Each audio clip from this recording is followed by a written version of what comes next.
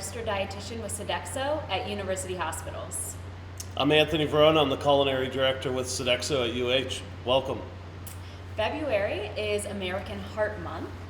So in today's cooking demonstration here at Dave's Market in Midtown, we are going to be shining a light on cardiovascular health.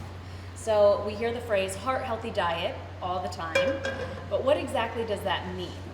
To put it simply, a heart healthy diet includes foods high in fiber and low in sodium, saturated, and trans fat.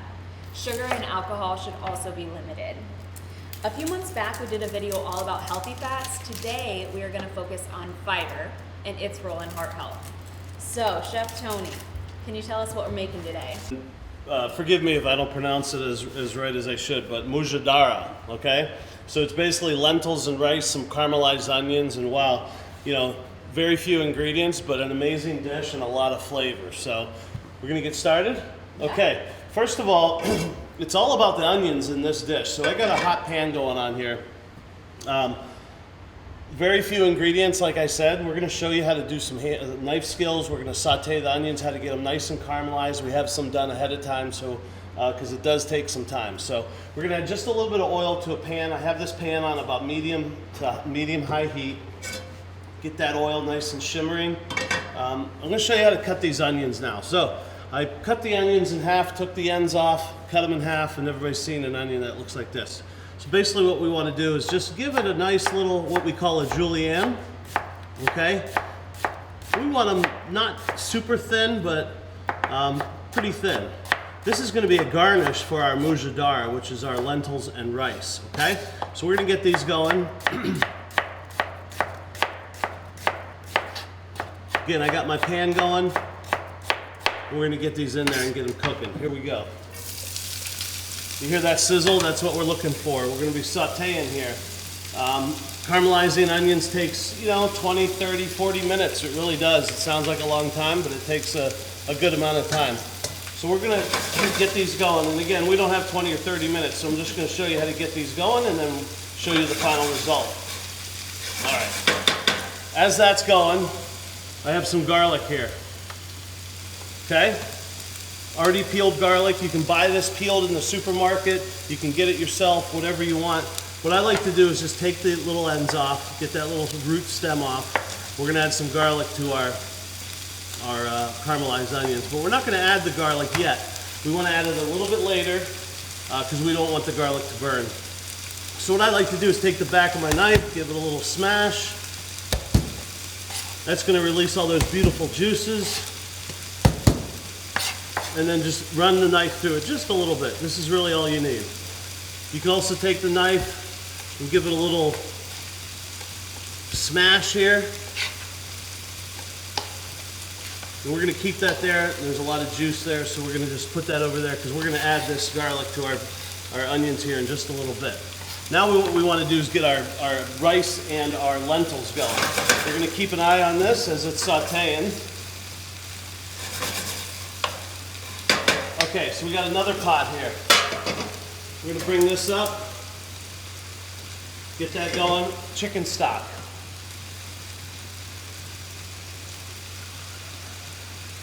All right, chicken stock is going. Chicken stock is important, right? So we got lentils, and today we're using brown rice. Juliana, can you tell us what the difference between brown rice, regular rice, nutritional value, that type of thing? Yeah, main thing is that the brown rice is a little less processed, so it's got a little bit more of its nutrition intact and specifically more fiber, what we're talking about today. Right, yep. These lentils actually, if you've ever been down to the main campus down at Cleveland Medical Center, we have a Mediterranean gentleman down there from Cedarland, and he makes this dish every Wednesday, was it? Yeah, it's my favorite, so yeah. I know. It's so good. Yeah, so actually a lot of this recipe comes from Cedarland, but these actual lentils are Mediterranean. They're special lentils, but you can use any type of lentils. The best ones are probably the brown lentils, which these are, but he buys these specifically for the mujadara, so I got this from him. What we have over here, I told you I put that chicken stock in there. It's coming up to a boil. That's what we're looking for. I already have this all measured out. Okay, so I'm going to add my rice, my lentils. This is up to a boil. It's going to simmer. I'm going to turn this down just a little bit. And we want that to simmer on medium low for about 15 to 20 minutes until all the liquid is absorbed and everything's nice and tender. Okay, so at this stage, I typically wouldn't add my garlic to this now, but for time's sake, I want to show you. We got some stuff in the oven for later, so I want to just give it a real quick check. That looks really good. All right, so we're going to add our garlic. And like I said, I would kind of wait till the onions caramelized a little bit more, but for time's sake, we're going to add that in there now. What we end up with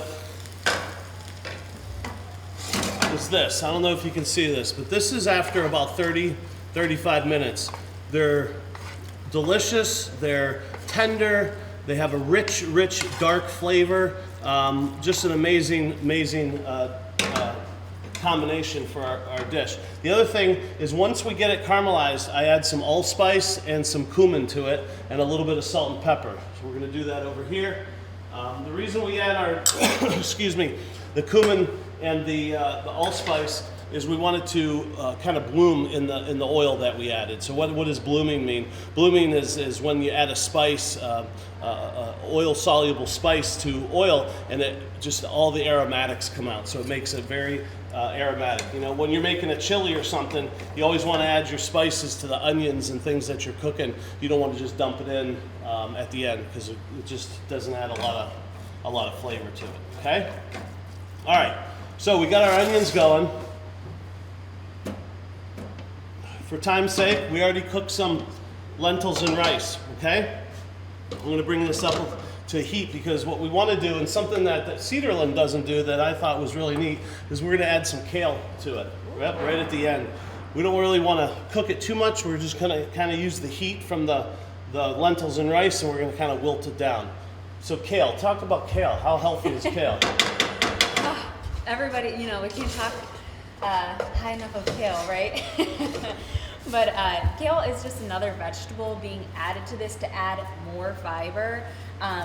You know, we've got all the kale, we've got the onions in here, we've got the brown rice, and then the lentils alone, for 1/2 cup of cooked lentils, it's 8 grams of fiber. It's really like the star of the show here. 1 gram of that is soluble, which I'll talk about in a little bit. But yeah, I mean, the more nutrients you can pack in a dish, why not? All right, so I'm using the residual heat from the rice and the lentils to kind of soften that kale up. We don't want it 100% raw, but we want it just kind of softened a little bit, okay? Okay, final part to this dish is our little topping that we're gonna add. So I have some low-fat yogurt. Oh, sorry about that. I have some low-fat yogurt here.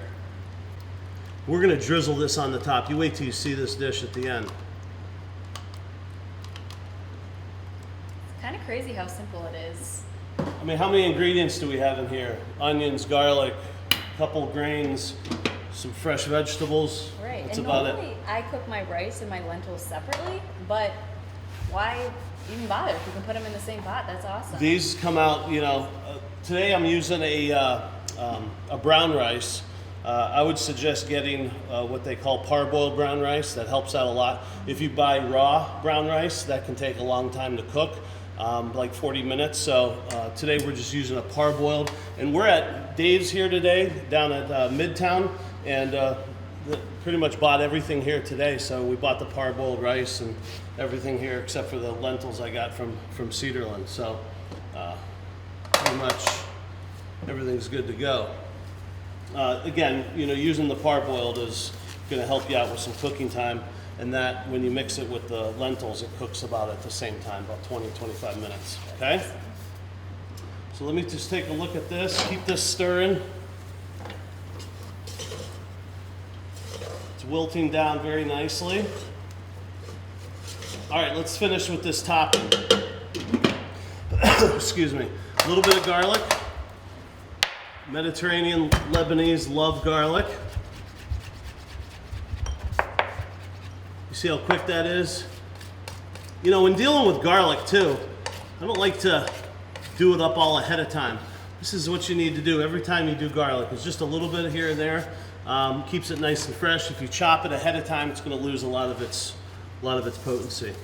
A little bit of fresh mint. See what I'm doing is I'm kind of squishing it between my fingers and rolling it up. I'm just running a knife through it. The other great ingredient in this is tahini. Tahini is basically peanut butter, but made from sesame seeds. Okay? So this is tahini. Looks a little bit different, obviously. When they grind it up, you get that little bit of peanut buttery color. Okay? Then we're going to add some fresh mint, and we're going to stir this together. And this is going to be like a little drizzle for the top of our mujadara. Again, a little not traditional, but I think the creaminess of the low-fat yogurt and the tahini goes a long way with this dish. Okay, let's plate this up. We're going to put this in a bowl today. Let me get my spoon over here.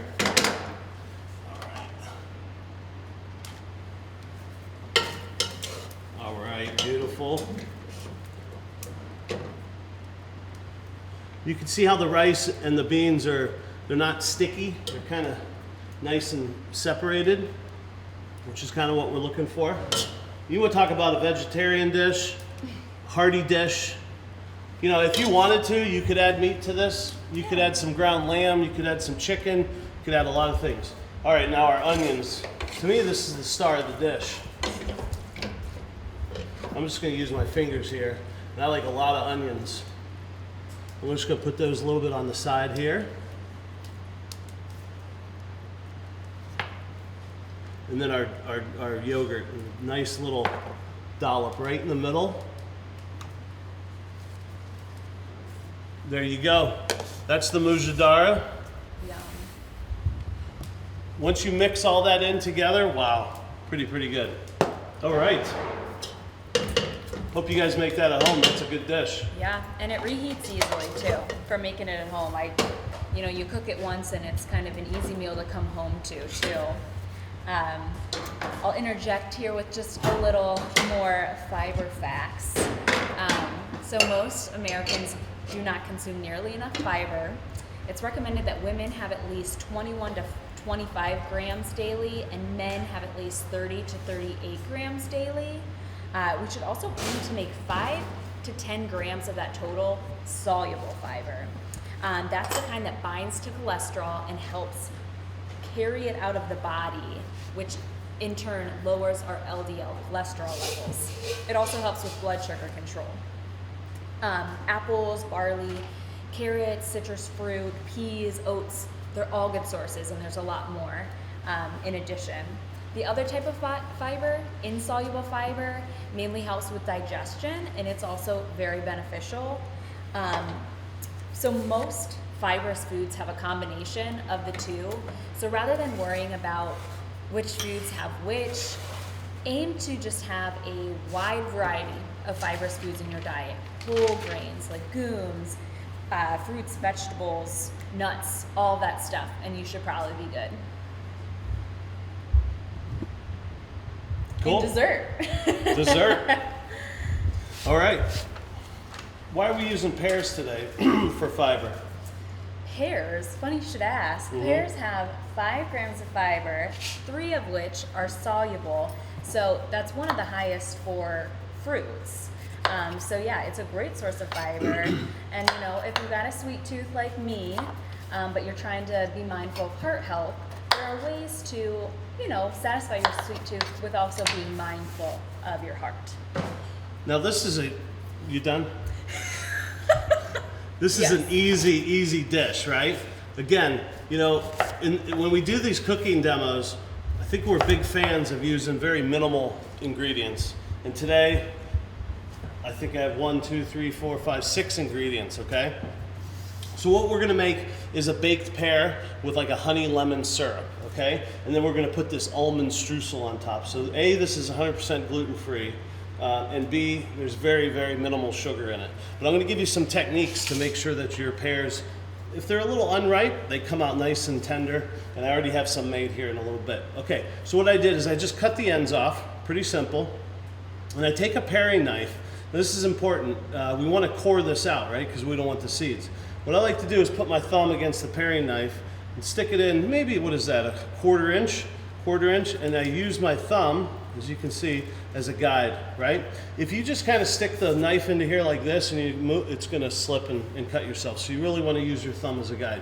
So I like to take that little bit out, and then I'm going to make a little score here, because there is a little bit of, and we're talking about fiber, that's really that's too much fiber actually, because it's a little tough. So we're going to do this to all of these. And we're going to make this drizzle too here in a minute. So I'm going to get these going because I really want to talk about how we're going to get these nice and tender. We're going to drop these in a little bit of sugar. What that sugar does is it's going to actually start to macerate it. And what does macerate mean? It basically means it's going to start releasing some of the liquid and make it nice and tender, okay? So we're going to macerate this, and my suggestion, and in the recipe it states, we want to do this for about 2 hours prior. And again, obviously we don't have that time, but we're going to just show you how to do it here. So I'm going to take these. We really like to show you how to do things, you know, in real time. I didn't prep these up ahead of time. I mean, I do have some cooked, but just wanted to show you how quick and easy this is. Look, if you don't have you don't want to use a paring knife, not a big deal. You could use a little bit of a spoon or a little bit of somewhat of a scoop to get these out. I like to take these out. Okay, the other thing I like to do is cut just a little bit off the bottom.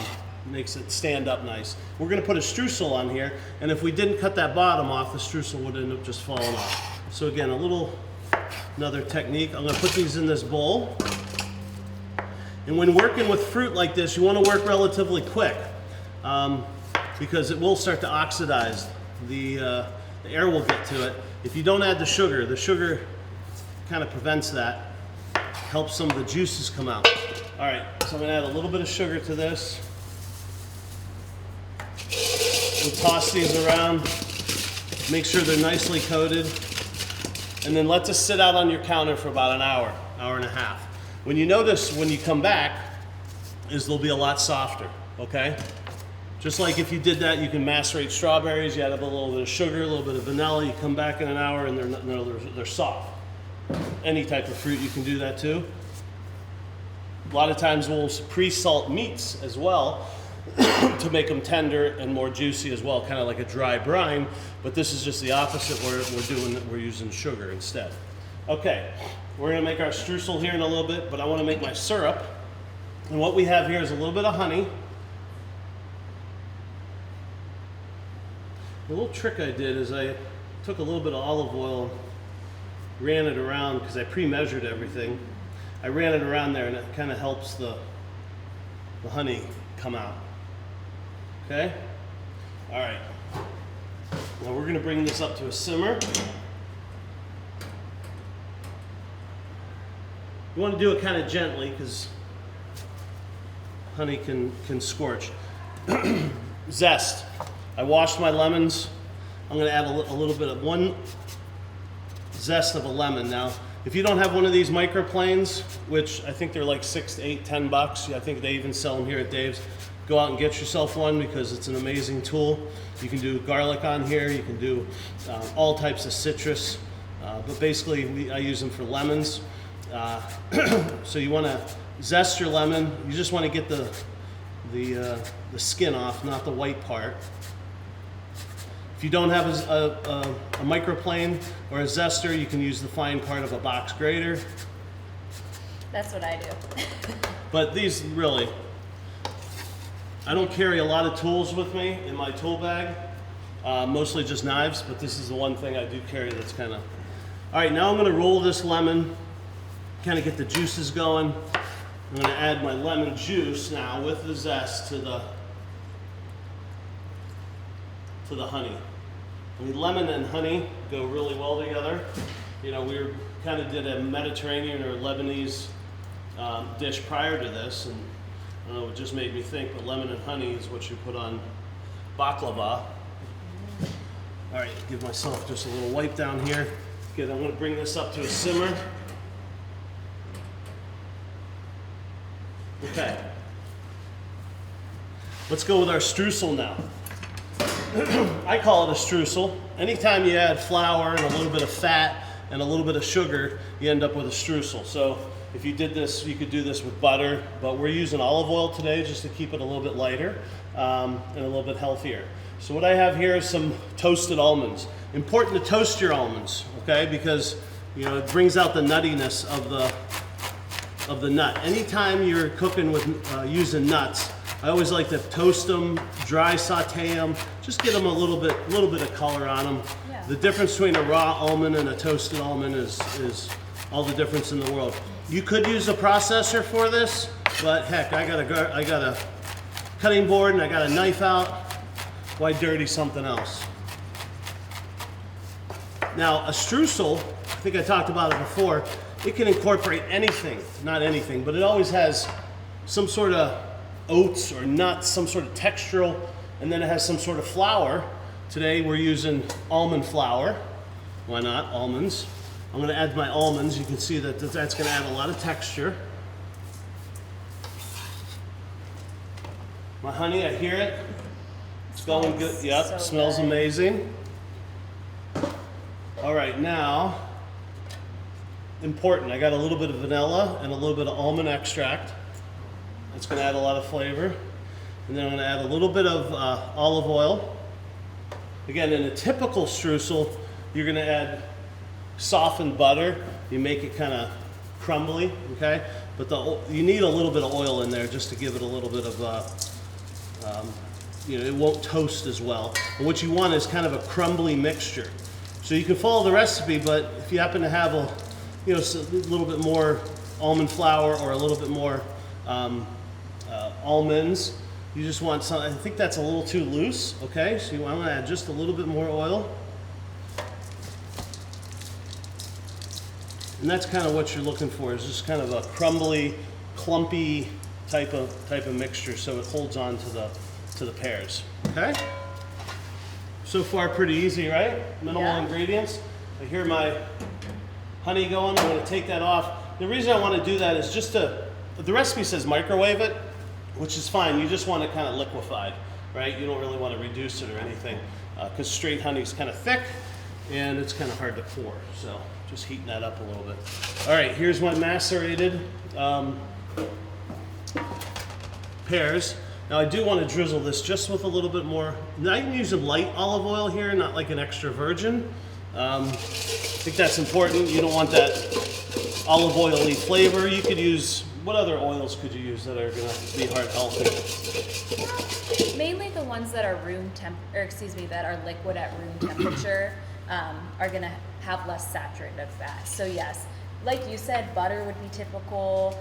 Even coconut oil would probably taste good, but we know that those have a little bit more saturated fat. And this is a heart healthy class, so. That's right. Okay, so I have my macerated pears. Again, 2 hours from now, they'd be a lot softer. I'm gonna add just a little bit of black pepper. I know that sounds kind of crazy, but a little bit of black pepper goes a long way, especially in this dish. So I think it adds a nice little touch, okay? Now, here's our drizzle of our honey, lemon juice. Now what's going to happen is when we bake this, there's some moisture going to come out of the pears, and that's going to add to the juice. And I'm going to show you in a minute what we're going to end up. Let me just make sure this is okay. I'll put this over here real quick because I don't want you to see that yet. All right, now we're going to add our streusel. I want to kind of keep the streusel on the pears itself, not too much on the bottom of the pan, so just be a little bit careful. If a little bit gets down there, not a big deal. But that little bit of coring I did adds a nice little vessel for the streusel to sit in. You could do this with peaches, you could do this with apples. Yeah, depending on the season. Yeah. All year round. Totally. I think that almonds and pears go really, really well together. But again, stone fruit would be really good with this. Like I said, apples, peaches, a different type of pear would be great. You know what I just thought about? You could do this with pineapple. Ooh. That'd be kind of cool. Okay. So we're going to put this in a... Now the recipe says 400-degree oven, which is perfect. I think it says for 20-25 minutes, but all depending on the ripeness of your pears. If they're a little bit more ripe, it should take a little bit less, but if they're a little firmer, then obviously a little bit longer. So we're going to put that in a 400-degree oven, give it some time. But this is what it looks like. I hope the camera can do it justice because it's pretty amazing. Let me just give a quick wipe down. You know what I'm going to do? Excuse me one second. I'm going to do this on a larger white plate so you can really see it. And we're going to kind of plate this up as like a banquet or a family style, okay? Oh my gosh, very tender. And the syrup that we got from here, from the honey and the natural juices that are coming out of the pears, is just spectacular. And the other thing I mentioned before is, well, I didn't want some of that streusel coming out, but it did come out, and boy, did it make it actually added some little bit of texture to this sauce. I mean, look at, oh my gosh. So what I'm gonna drizzle this around. Kind of don't want to drizzle it on the streusel itself, just because I spent a lot of time getting that streusel nice and crispy, and I don't want to lose that crispiness.